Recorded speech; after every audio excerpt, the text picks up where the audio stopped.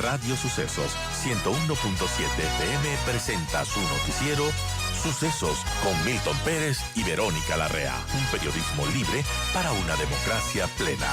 Los hechos y las opiniones de los sucesos que marcan nuestro tiempo.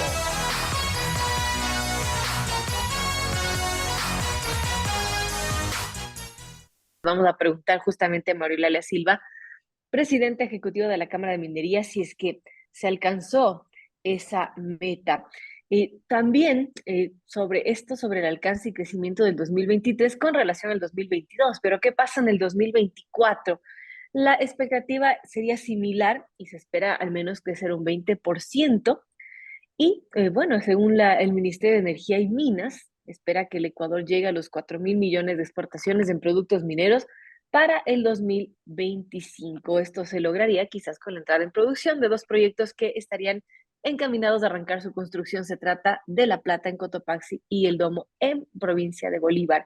En ambos proyectos faltaría culminar el proceso para la obtención de la licencia ambiental, que daría paso a la construcción, y esto demora unos 18 meses. Según la sentencia de la Corte Constitucional del 17 de diciembre de 2023, la Asamblea Nacional tiene un año para expedir la ley orgánica de la consulta ambiental, pero mientras esto ocurre, se mantiene vigente el decreto 754 sobre la consulta ambiental. Bien, eso es cuanto a minería y vamos a conversar ya con María Eulalia Silva, presidenta ejecutiva de la Cámara Nacional de Minería. Y está con nosotros María Eulalia, no sé si me escucha, fuerte y claro. Perfectamente, fuerte y claro. Verónica, buenos días, buen año para usted, buen año para toda la audiencia de Radio Sucesos.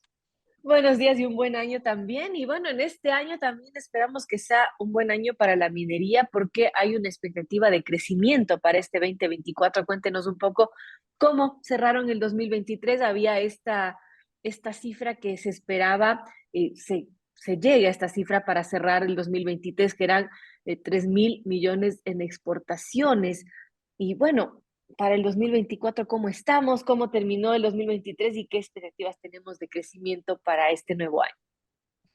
Verónica, todavía no hay cifras oficiales de cómo cerró el 23. Lo que sí tenemos es una proyección de los primeros 10 meses del año, y esos primeros 10 meses superan a los primeros 10 meses del año 22. Es decir, esperaríamos cerrar, sí, el 23, estamos a la espera de esas cifras oficiales, pero estarán en el orden de los 2.800, 3.000 millones de dólares.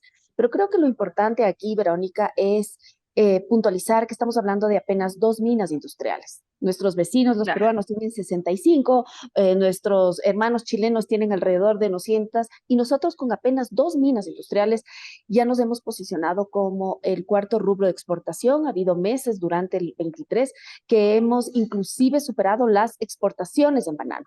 Pero creo que esos son números macro, y yo creo que lo importante es hablar de lo micro, de cómo la minería está ayudando a las personas de zonas sumamente alejadas a vivir mejor. Obviamente estamos hablando de una minería industrial, estamos hablando de una minería responsable, una minería que en donde ha llegado ha influido definitivamente para reducir la pobreza, y esos son números del INE que ya nos han dicho.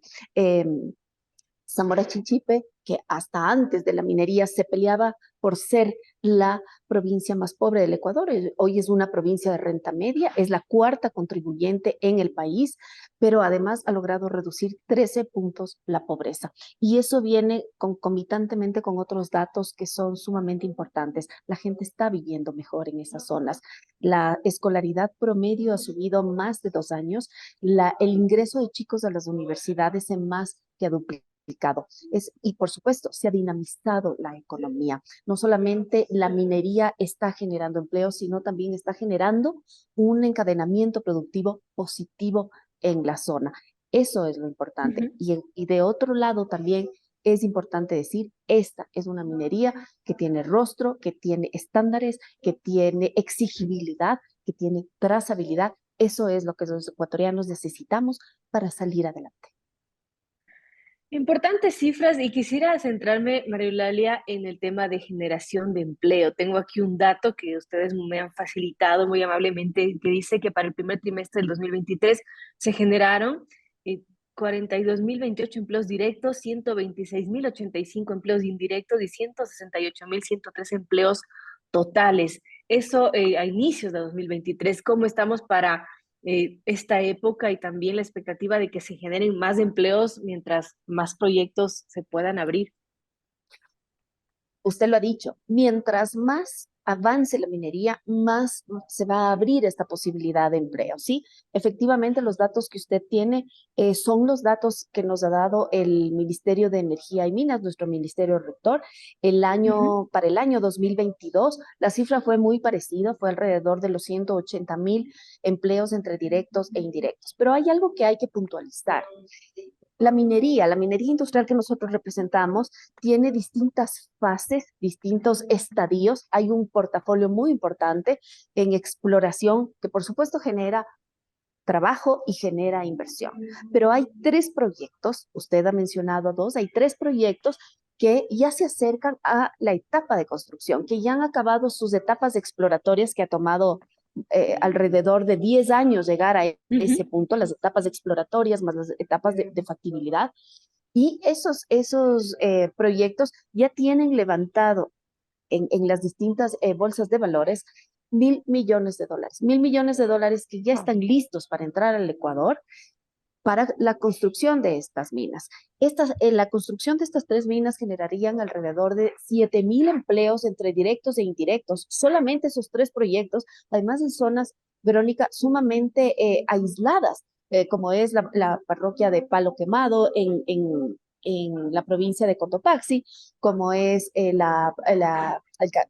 cantón Las Naves en la provincia de Bolívar, y también como es el sector de Chumblín y San Gerardo y San Fernando en Azuay. Es decir, esta es una gran oportunidad para el Ecuador, sin duda alguna, de atraer capital fresco. $1.000 millones en esta crisis realmente podría ayudar mucho, pero no es solo eso. Es la dinamización de las economías locales en zonas donde no abundan ni las oportunidades, ni el empleo, ni el encadenamiento productivo. Hemos visto el día de ayer una nota periodística que realmente nos hiela la sangre. Saber que hay grupos narcodelictivos controlando la producción ilegal de oro es una mala noticia no para los mineros, Verónica. Esa es una mala noticia para todo el Ecuador.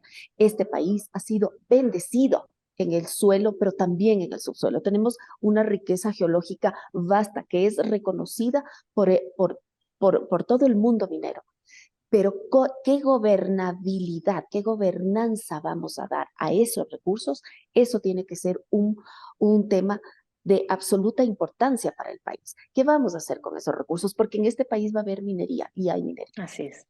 La pregunta es, ¿qué tipo de minería vamos a permitir? ¿La ilegal, la narcominería, aquella que están controlando los grupos delictivos, o una minería que nos pueda generar una serie de beneficios como ya estamos viendo? Importante, amigos, a esta hora son las 7:32. Conversamos con María Eulalia Silva, ella es presidenta ejecutiva de la Cámara Nacional de Minería. Hablamos de las proyecciones para este 2024. Y María Eulalia, un tema importante es de esta famosa obtención de la licencia ambiental para proyectos de los que hemos mencionado. ¿Cómo está esta situación y también qué expectativas se tiene respecto a esta ley orgánica de consulta ambiental que tendría que darse en la Asamblea Nacional? Sin duda alguna, toda actividad productiva que necesite una licencia ambiental, ahí no estoy hablando solamente de la minería, sino de toda actividad productiva que requiera de una licencia ambiental, requiere hacer una consulta ambiental.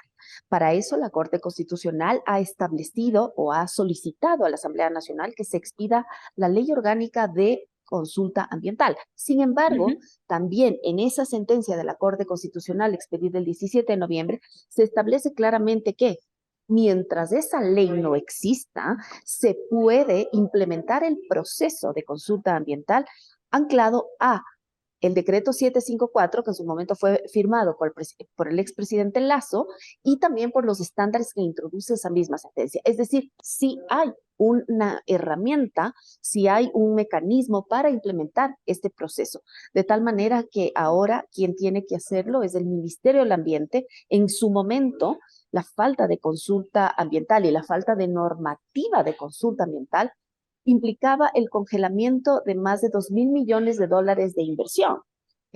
Había una serie de Claro. proyectos, no solamente los mineros, sino proyectos de hospitalarios, turísticos, proyectos de saneamiento de agua, plantas de tratamiento, que no podían caminar simplemente porque les faltaba una licencia ambiental y para ello tenían que hacer una consulta ambiental y no había una normativa. Pues bien, ahora hay una normativa prorrogada, por supuesto, un llamado Ujú. también a la Asamblea Nacional a que se ponga este tema también entre las prioridades de la agenda legislativa, el levantamiento de una ley de consulta ambiental, pero hasta tanto el Ministerio del Ambiente tiene la potestad de seguir adelante con este proceso a la luz del decreto 754 y de los estándares de la Corte. Bien, importante esa situación también porque había mucha expectativa respecto a esto, ¿no? Y tantos proyectos que se paralizaron hasta que la Corte Constitucional tome una resolución. Ahora, y de la Asamblea Nacional, ¿qué podríamos esperar, María Eulalia? ¿Ustedes desde la Cámara de Minería han podido hacer acercamientos con el legislativo o eso todavía está muy verde para conversarlo? Nosotros como Cámara de Minería del Ecuador hemos hablado con todos los bloques legislativos acerca de la importancia de esta ley. Obviamente hay algunas, han sido pues bien recibidos nuestros comentarios en el sentido de que se necesita una normativa para poder seguir. Entendemos que en estos días, en estas semanas, habrán algunas mociones, algunas Ujú. presentaciones de ley y nosotros como Cámara, por supuesto, estamos siempre dispuestos a aportar con el criterio técnico, también con los conocimientos y los argumentos legales que se requieran para construir una normativa no que nos beneficie a nosotros, que nos beneficie a todos los ecuatorianos, porque sin consultas ambientales no hay licencias ambientales, sin licencias ambientales no hay producción industrial y simplemente estos vacíos de ley lo único que hacen, y estamos viéndolo lamentablemente, es incentivar la ilegalidad en todas las ramas productivas. Sí, es lamentable este tema de la ilegalidad y la falta de control que también se ha dado de parte del Estado, ¿no? Un Estado que en esas zonas muchas veces ha estado ausente o que no se abastece para controlar esa proliferación del tema ilegal en distintos sectores, también la minería, como lo hemos visto, lamentablemente. Ahora, respecto a estas previsiones del 2024, María Eulalia, bueno, hay estos proyectos que están pendientes de obtener su licencia ambiental. ¿Y cómo vamos en qué proyecciones podríamos esperar del nuevo año? Tomando en cuenta también que el sector petrolero, que es nuestro principal, digamos, rubro en el país, también va a tener dificultades de este año debido al cierre del bloque ITT. La minería, por su parte, esperaría crecer un poco. ¿Cómo proyectamos este 2024 para la minería? Por el bien del Ecuador y de los ecuatorianos, esperemos que la minería crezca. En un momento en donde hay una crisis financiera generalizada, no olvidemos que cerramos el año 23 el Ecuador con un déficit de alrededor de los 4.000 millones en la caja fiscal. Por ende, ya viéndolo en términos de la economía, ojalá la minería crezca, para eso estamos luchando. Hay, como digo, 3 proyectos que podrían inyectar a la economía nacional $1.000 millones en estos próximos meses. ¿Qué se necesita? Se necesita implementar el proceso de consulta ambiental. En el caso del proceso del proyecto Loma Larga en Azuay, se requiere hacer además un proceso adicional que es una consulta previa, no en toda Ujú. la zona de influencia, sino en la comunidad de San José de Escaleras, una De comunidad de acuerdo. alrededor de unas 200 personas. Si bien no hay ley de consulta previa, pero es el mismo caso de la consulta ambiental. Hay eh, varias sentencias de la Corte Constitucional que claramente dice que la falta de ley no excusa la falta de práctica. Y el mismo principio rige en la OIT, que es justamente quien expide o trabaja en el convenio 169 de hace 25 años, donde se establece por primera vez el mecanismo de consulta previa. El que no exista una ley no excusa al Claro. Estado ecuatoriano a que no se practique a través de distintos estándares, distintas normativas, pues ese proceso. Entonces, estaríamos esperando que en estos próximos meses estos 3 proyectos puedan avanzar, como digo, por el beneficio de los ecuatorianos. Esperamos también que los que están produzcan pues en los montos que se esperan. Y otro tema muy importante, Verónica, que el Estado ecuatoriano ya lo ha ofrecido varias veces, es que se abra el catastro minero. Está cerrado desde finales Justo de esa va a ir mi 2017. última pregunta, que tiene que ver con el catastro minero. ¿Qué pasó? Estamos esperando ya varios meses que se abra ese catastro. En realidad, estamos esperando desde hace varios años, Verónica. El catastro está cerrado desde finales de 2017, principios de Así es. 2018. El Estado ecuatoriano en distintos foros internacionales ha ofrecido abrir este catastro. Me Eso refería a todavía no meses por se los concreta. ofrecimientos recientes, ¿no? Pero Últimos, obviamente esto así está es, suspendido años. así es. Y fíjese usted, coincide, el catastro minero se cierra y se disparan las actividades de minería ilegal, ¿no? Lo de Buenos Aires que vimos hace Así. algunos años, que sigue latente ahí, pues empieza justamente en la época en la que el catastro minero se cierra. Y es que eso tiene que quedarnos como una gran lección. Donde se trunca la minería controlada, la minería responsable, la minería trazable, cuando se prohíbe, se cierran esas puertas, se está abriendo al mismo tiempo otra, a la ilegalidad. Eso no queremos ni como mineros ni como ecuatorianos. Nuestros recursos naturales nos pertenecen y tienen la capacidad de transformar las sociedades para bien, tienen la capacidad de generar empleo, tienen la capacidad de generar industria.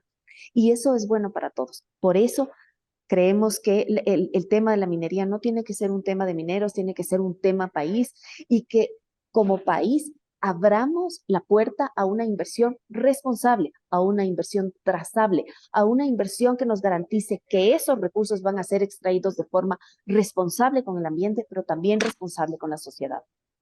Y sobre todo porque los principales productos de exportación, como es el petróleo y el camarón, ahora al menos no tienen perspectivas de crecimiento y ha sido un sector que está complicado. La minería, por su parte, podría ser una puerta, ¿no? De ingresos importantes para el Ecuador, que por ahora todo es bienvenido y lo necesita. Yo quiero agradecer a María Eulalia Silva, presidenta ejecutiva de la Cámara Nacional de Minería, por conversar acerca de este tema, de estas proyecciones para la industria. Y bueno, ojalá nos pueda ir bien a todos, María Eulalia, y un excelente año. Gracias, Verónica, por este espacio, y simplemente también recordarles que los minerales, además de ser absolutamente necesarios para nuestra vida diaria hoy por hoy, son absolutamente necesarios para la transición energética. El mundo necesita abastecerse de energía, pero de fuentes limpias, y para eso se necesitan minerales, muchos de los cuales están bajo nuestros pies.